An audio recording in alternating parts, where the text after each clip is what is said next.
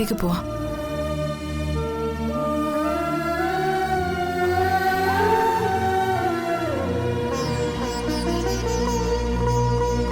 അമ്മ പോയി.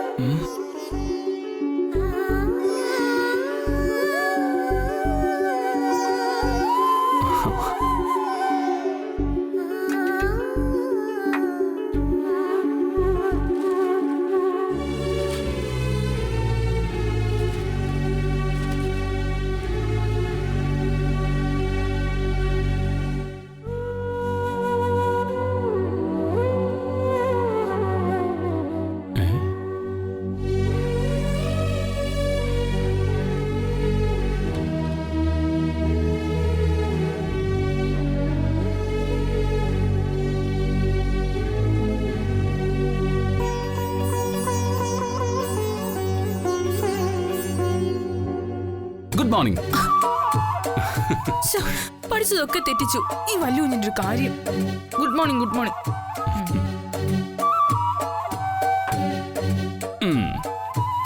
രാവിലെ പഠിക്കാണോ? അല്ല, മഹാഭാഗവതം വായിക്കുക. വെളുപ്പിന് 4 മണിക്ക് എഴുന്നേറ്റ് തുടങ്ങിയ തമാശേ ഈ പഠിത്തം. ഈ സയൻസും ഇംഗ്ലീഷും ഒക്കെ എനിക്ക് വലിയ പാടാ. എത്ര പഠിച്ചിട്ട് അതുകൊണ്ട് തലയിലോട്ട് കേറുന്നില്ല. തലയിൽ കയറാത്തതേ പഠിക്കുന്ന സമയത്ത് മറ്റു കാര്യങ്ങൾ ആലോചിക്കുന്നുണ്ട്. പഠിക്കുന്ന സമയത്ത് മറ്റൊന്നും ചിന്തിക്കരുത്, പഠനം മാത്രം. എന്തായാലും എത്ര കഷ്ടപ്പെട്ടിട്ടാണെങ്കിലും ഞാൻ പഠിക്കും. ഉറപ്പായിട്ട് ഞാൻ 10ാം ക്ലാസ് പാസ്സാവുകയും ചെയ്യും. എന്നിട്ട് ഒരു ജോലി അങ്ങ് സംഘടിപ്പിക്കും. എന്താ വലിയ ചിരിക്കുന്നേ? എന്നെ കളിയാക്കി ചിരിച്ചതാ? ഓ, അപ്പൊ ഞാൻ 10ാം ക്ലാസ് പാസ്സാവില്ലെന്നാ വലിയ ചിന്തിക്കണേ. നീ പഠിക്കും കല്യാണി, അതെനിക്കറിയാം. ഉറപ്പായിട്ടും 10ാം ക്ലാസ് പാസ്സാവുകയും ചെയ്യും. പക്ഷേ ഈ 10ാം ക്ലാസ് പാസ്സായ ഉടനെ ജോലി കിട്ടുമെന്ന് നിന്നോട് ആരാ പറഞ്ഞേ? അപ്പോ ജോലി കിട്ടില്ലേ? ഇവിടെ ഉന്നത ബിരുദങ്ങൾ എടുത്തവര് പോലും ജോലി കിട്ടാതെ അലയ്യ. എന്നുവെച്ച് കിട്ടില്ല എന്നൊന്നും ഞാൻ പറയുന്നില്ല. അതൊക്കെ ഒരു സമയവും ഭാഗ്യവും. അപ്പോ ജോലി കിട്ടില്ലെങ്കിൽ പിന്നെ ഞാൻ എന്തിനാ പഠിക്കണേ? എന്റെ പൊട്ടി പെണ്ണെ, നീ ആദ്യം പഠിക്ക്. ജോലിയുടെ കാര്യങ്ങളൊക്കെ നമുക്ക് പിന്നെ ചിന്തിക്കാം. എനിക്കിവിടെ ഒരു ജോലി ഉണ്ടായിരുന്നെങ്കിൽ വലിയ ഇങ്ങനെ വിഷമിക്കേണ്ടി വരില്ലായിരുന്നല്ലോ. നമുക്ക് ഒരു വിഷമവും വരില്ല കല്യാണി. എന്റെ കെട്ടിയോൾ എന്റെ അരികത്തിങ്ങനെ നിൽക്കുമ്പോ എനിക്ക് വിഷമമുണ്ടാവോ? ആനന്ദിന്റെ ശക്തി എന്റെ ഈ കല്യാണിയാണ്.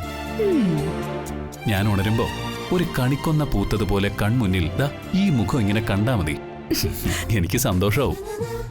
ഓഹോ, കൊച്ചു വെളുപ്പാങ്കാലത്ത് റൊമാൻസുമായിട്ട് വന്നിരിക്കുകയല്ലേ എന്റെ കെട്ടിയോൻ? റൊമാൻസിന് നട്ടപ്പാതിരിയൊന്നോ കൊച്ചു വെളുപ്പാങ്കാലോ ഒന്നും ഇല്ലെന്നെ കെട്ടിയോളെ. ഈ പ്രഭാതങ്ങളും രാവുകളും പകലുകളും സന്ധ്യകളും നക്ഷത്രങ്ങളും ഒക്കെ പ്രണയിക്കുന്നവർക്ക് വേണ്ടിയിട്ടുള്ളതാ.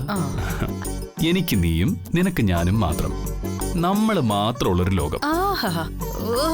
മനുഷ്യനിവിടെ കടിച്ചപ്പൊട്ടത്ത് ഇംഗ്ലീഷായിട്ട് മല്ലിടുക. അപ്പോഴാ പ്രേമവും കവിത ഒക്കെ. എന്റെ പെണ്ണിനെ വിഷമിപ്പിക്കുന്ന ഇംഗ്ലീഷ് ഇങ്ങെടുക്ക, ഞാൻ പഠിപ്പിച്ചുതരാം.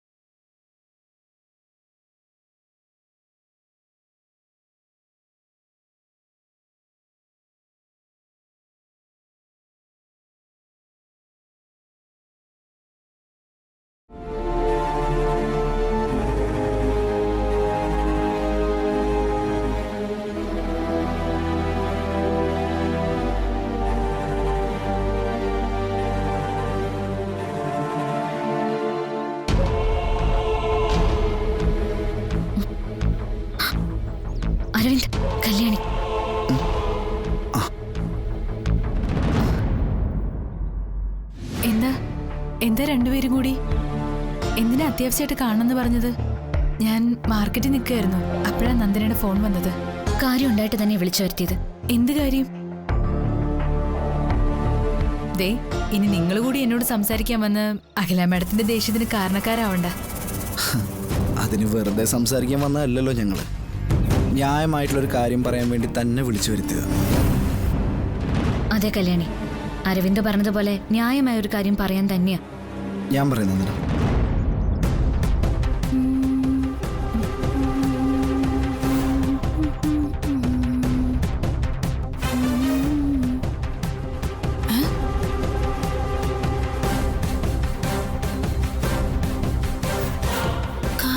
എന്തോ ചർച്ചയിലാണല്ലോ. എന്തായിരിക്കും? വിലാസിന് എന്നോട് പറയാം. ആ ഹെർബൽ പ്രൊഡക്റ്റിന്റെ പേറ്റന്റ് കല്യാണിന്റെ പേരിലാ.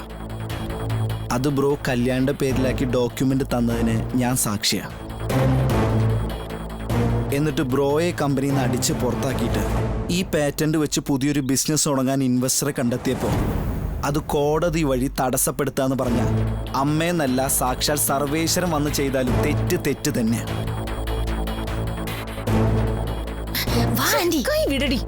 നീ കാണിക്കുന്നേ അങ്ങോട്ട് നോക്ക്. അവിടെ എന്തോ ഗൂഢാലോചന നടക്കുന്നുണ്ട്.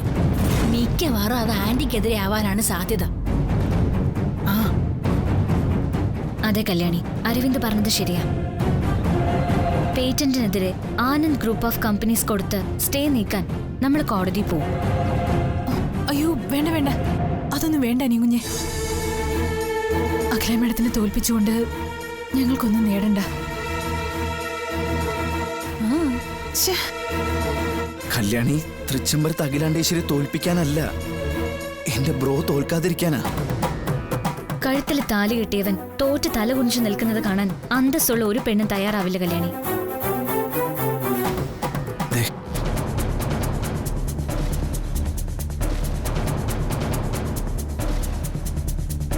കല്യാണി, മറ്റൊന്നും കൊണ്ടും പറയല്ല. എൻ്റെ ബ്രോ ആരുടെയും മുന്നിൽ തോൽക്കുന്ന എനിക്കിഷ്ടമല്ല. അത് ഞങ്ങളെ പ്രസവിച്ച അമ്മയായാലും ശരി, എനിക്കത് സഹിക്കില്ല. കാരണം ജീവിതത്തിൽ ഇന്നേ വരെ എൻ്റെ ബ്രോ തോറ്റ് തലകുണിച്ച് വെക്കുന്നത് ഞാൻ കണ്ടിട്ടില്ല. എൻ്റെ ബ്രോ തോൽക്കാതിരിക്കാൻ ഇതിലൊരു ഒപ്പിട് കല്യാണി. അല്ല, അത് വല്യുഞ്ഞിനോട് ചോദിക്കാതെ. അതിനിത് ആർക്കെതിരെ പരാതി കൊടുക്കാനല്ലല്ലോ, ആനന്ദ് തോൽക്കാതിരിക്കാൻ വേണ്ടിയല്ലേ. അതല്ല, ആനന്ദ് തോറ്റു നിൽക്കുന്ന കാണാനാണ് കല്യാണിക്ക് ഇഷ്ടമെങ്കിൽ ഒപ്പിടണ്ട. അരവിന്ദ്, കല്യാണി നിർബന്ധിക്കണ്ട.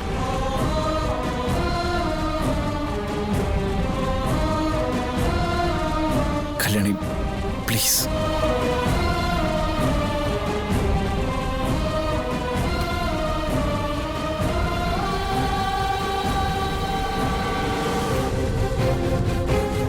ആന്റി, ദേ അവളെ കൊണ്ട് എന്തൊക്കെയോ ഒപ്പിടിയിപ്പിക്കുന്നു.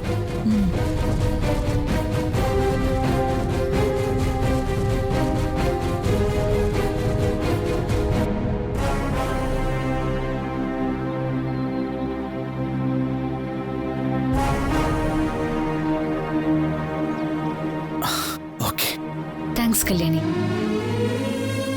ഇനി ഞങ്ങൾക്ക് ഇത്തിരി ജോലിയുണ്ട്. ഏതായാലും കല്യാണിയുടെ പാചകം മുടക്കണ്ട. പോട്ടെ, വാ.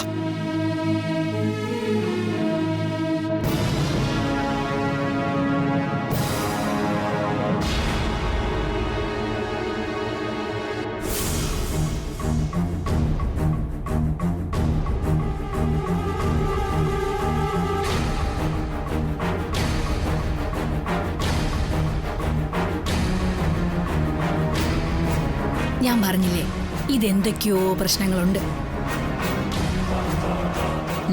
നീ വാ.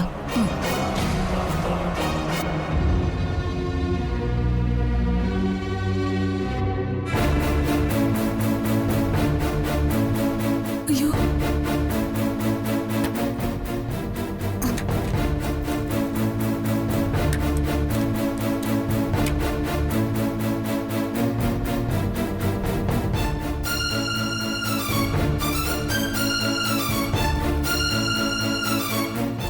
പറ്റിയമ്മേ? എന്നോട് പിണക്കമാണോ?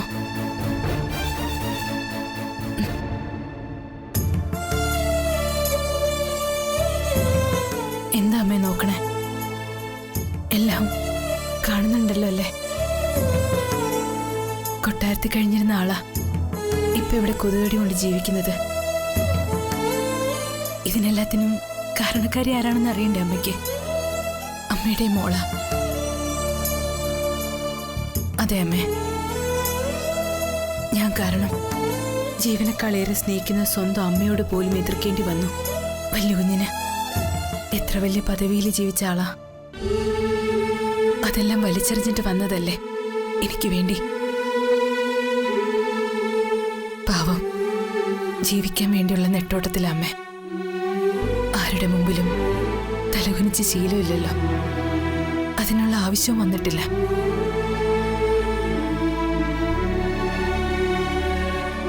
ഇനിയിപ്പോ എന്തു വന്നാലും ആ തല ആരുടെ മുന്നിലും കുനിയാൻ അമ്മയുടെയും പോൾ അനുവദിക്കില്ല.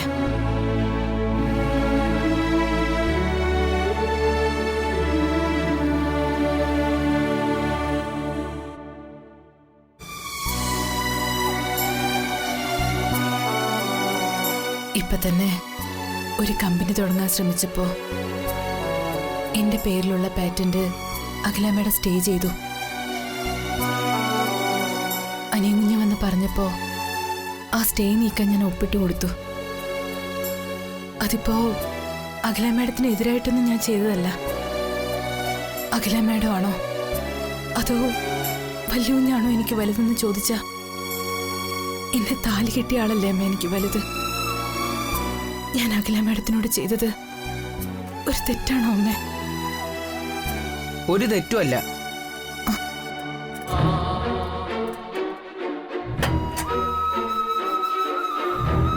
തെറ്റല്ലാന്ന് മാത്രമല്ല, അങ്ങനെ തന്നെ ചെയ്യേണ്ടിരുന്നത്. ആണോ? ഞാൻ പറഞ്ഞു ശരിയല്ലേ? ഏതായാലും ഒരു അമ്മ ചെയ്യുന്ന കാര്യമാണോ അഖില മേഡം ചെയ്തത്?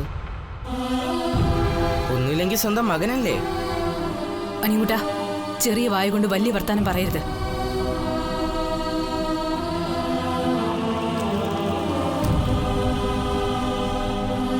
അഖില മേഡത്തിനെ കുറിച്ച് പറഞ്ഞ ചേച്ചിക്ക് നോവെന്ന് എനിക്ക് നന്നായിട്ട് അറിയാം. പക്ഷേ എനിക്കെൻ്റെ ചേച്ചിയും ചേച്ചിയെ താലി കെട്ടിയ ആ വല്യൂഞ്ഞോ വലുത്. ചേച്ചിക്ക് വേദനിച്ച അത് എനിക്കും വേദനിക്കും. ഞങ്ങൾക്ക് വേദനിച്ചു എന്നും നിന്നോടാര് പറഞ്ഞു? വേദനിച്ചിട്ടാണല്ലോ അമ്മയുടെ മുമ്പിൽ ഇങ്ങനെ ഒന്ന് കരഞ്ഞ് പ്രാർത്ഥിക്കുന്നത്.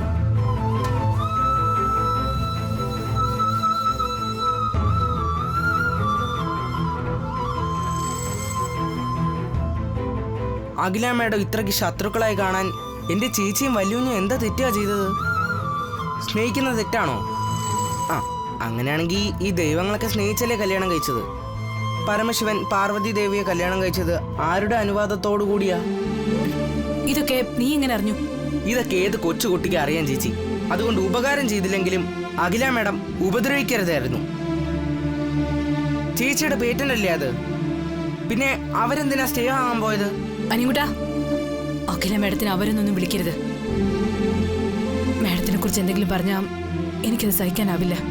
വല്യൂഞ്ഞ് ഒട്ടും സഹിക്കില്ല. ഞാനൊരു ന്യായം പറഞ്ഞെന്നേ ഉള്ളൂ ചേച്ചി. പാവം വല്യൂഞ്ഞ് വിഷമിക്കുന്ന ഞാനും കാണുന്നുണ്ട്. അതിൻ്റെ സങ്കടം എനിക്കും ഉണ്ട്. വല്യൂവിൻ്റെ മുഖത്തേക്ക് നോക്കുമ്പോൾ എനിക്ക് സ്ത്രീയോട് അല്ല മേഡത്തോട് ദേഷ്യം വരുന്നുണ്ട്. അത് തെറ്റാണെങ്കിൽ ചേച്ചി എന്നോട് ക്ഷമിച്ചേക്ക്.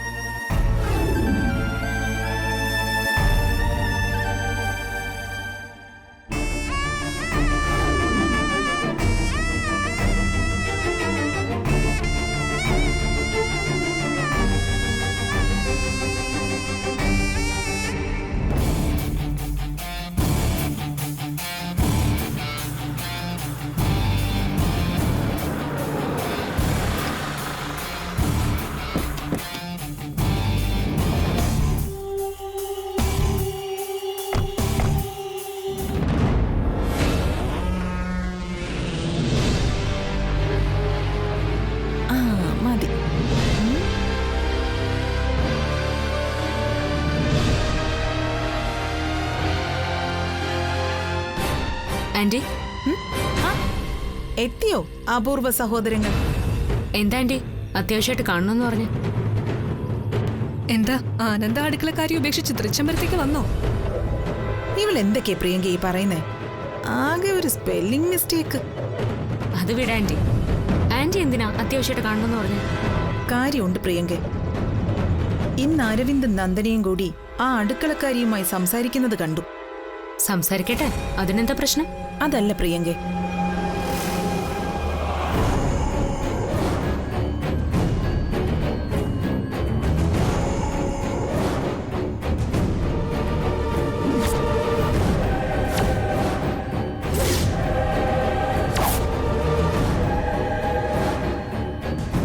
ഏതായാലും കല്യാണിയുടെ സൈൻ വാങ്ങണമെങ്കിൽ അതിലെന്തോ രഹസ്യം ഒളിഞ്ഞിരിപ്പുണ്ട്.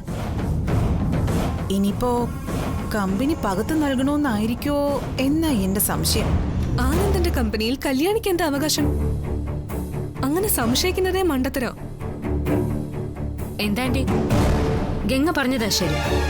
തൃച്ചംബരത്തെ ഒരു നാണയത്തൊട്ട് പോലും വേണ്ടെന്ന് പറഞ്ഞ് ATM കാർഡ് വരെ വലിച്ചെറിഞ്ഞിട്ട് പോയതല്ലേ ആനന്ദ്? അങ്ങനെയുള്ളപ്പോ അതിനൊരു സാധ്യതയില്ല. ഇത് മറ്റൊന്നുമല്ല, ആന്റിയെ ബഫൂൺ ആക്കാൻ വേണ്ടി ആ അരവിന്ദും നന്ദനയും കൂടെ ചെയ്ത പണിയായിരിക്കും. ഞങ്ങളെ വിളിച്ചു വരുത്തി ഈ കാര്യം പറഞ്ഞപ്പോഴേ മനസ്സിലായി ആന്റി ബഫൂണായെന്ന്.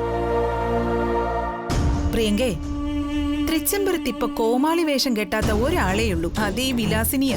അറിയാം ആന്റി, നന്നായിട്ട് അറിയാം.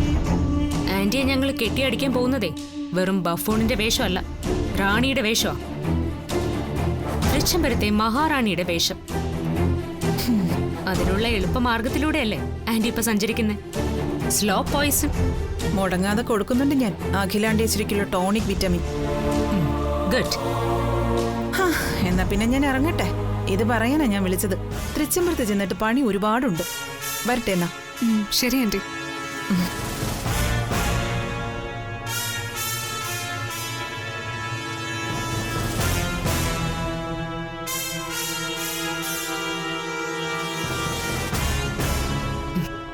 ഗംഗ, വിലാസിനി വെറുമൊരു ബഫൂണല്ല, കൂർമ്മ ബുദ്ധിക്കാരിയാണ്. കല്യാണിയുടെ സൈൻ വാങ്ങിച്ചിട്ടുണ്ടെങ്കിൽ അതിലെന്തെങ്കിലും കാരണം ഉണ്ടാവും.